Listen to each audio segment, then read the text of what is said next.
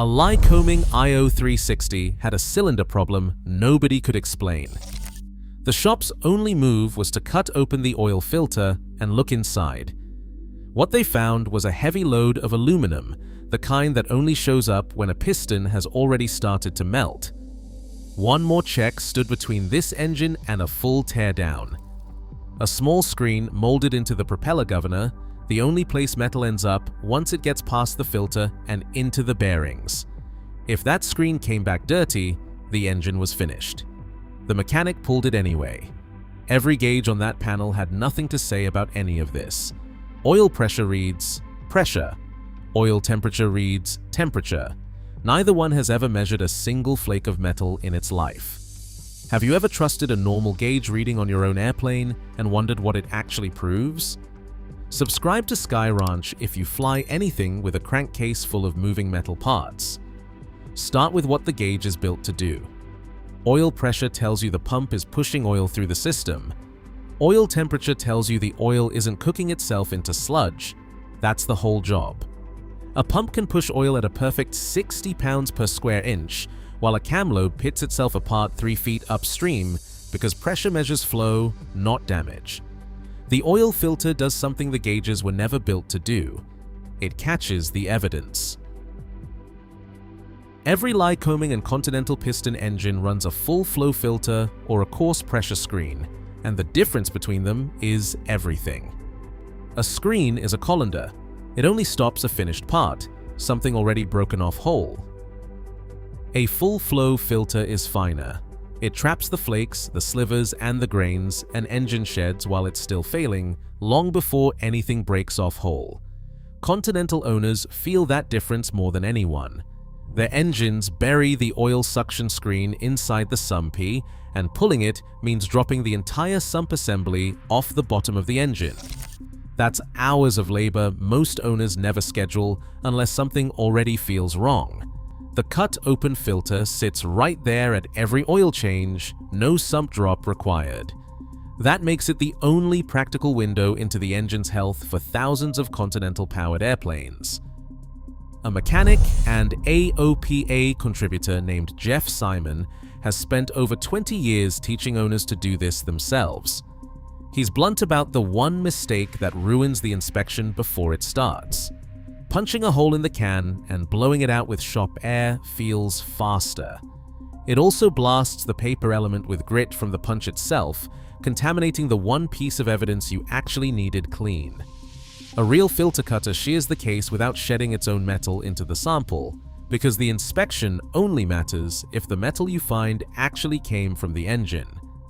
Mechanics have a name for the old screen joke. It's great for catching hunks of metal with serial numbers. By the time it caught anything, the part was already gone. The filter is the only instrument in the entire airplane built to read what's actually happening inside the engine case. Cutting one open is not a maintenance chore, it's a confession. The engine can't lie about, and the confession comes with a fingerprint attached.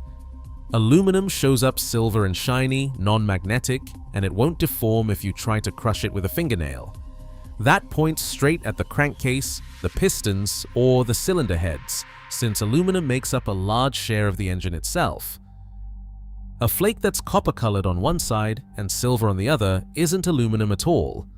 It's babbitt, the soft bearing metal lining the connecting rods, and finding it means the bearings themselves are already shedding. A magnet sorts the rest in seconds. Steel and iron stick. Bronze, aluminum, and babbitt don't, which narrows the source before a single phone call to the factory. Spectrographic oil analysis reads even smaller, picking up wear metal down around 5 microns, far below anything the human eye or the filter media can trap. The filter catches the macroscopic pieces, the ones 20 microns and larger, the ones big enough to matter on their own. Run only the lab sample and a sudden fracture can dump a chunk too large for any spectrometer to register as anything but noise. Run only the filter and a slow microscopic wear trend can climb for months with nothing visible to the eye. Use both and the engine has nowhere left to hide. Lycoming's own guidance, Mandatory Service Bulletin 480F, spells out exactly how to read that confession. 5 or fewer tiny flakes, smaller than 1/16 of an inch. Fly it, check it again next oil change. 10 to 20 flakes, shiny and non-magnetic. Drain the oil, run the engine, check it again in 10 hours. A single piece the size of a broken pencil point, or a 1/4 teaspoon of material total. Ground the aircraft and find the source before another flight. That threshold is the entire decision tree for thousands of owners, and it lives inside a $15 part. Most pilots have never personally opened. Lycoming isn't shy about why the guidance exists at all. Ignoring metal in the filter, or never looking in the first place, is exactly how a small problem turns into a major teardown. Nobody saw coming. The cam and lifter interface takes more pressure and friction than anything else moving in that engine. When it corrodes from sitting unflown, it spalls, and spalling is the single biggest reason these engines never reach their rated time between overhauls. None of it shows up as a pressure drop, and none of it shows up as a temperature spike either.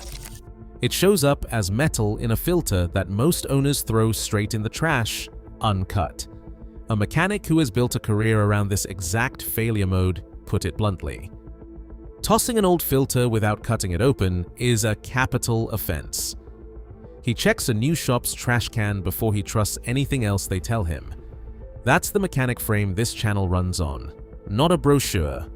A logbook, a knife, and the contents of a part everyone else throws away. So go back to that IO360 with the melted piston.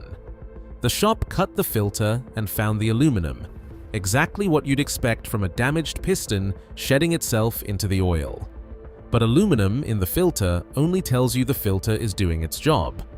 The real question was whether anything had already gotten past it. That's what the propeller governor screen answers, and nothing else in the airplane can. Oil only reaches the governor after it's already circulated through the crankshaft's main bearings, the tightest, most critical clearances in the entire engine. If metal shows up there, it means the filter failed to stop it, and the bearings have already been contaminated. Clean screen, the filter held the line. Dirty screen, the engine comes apart.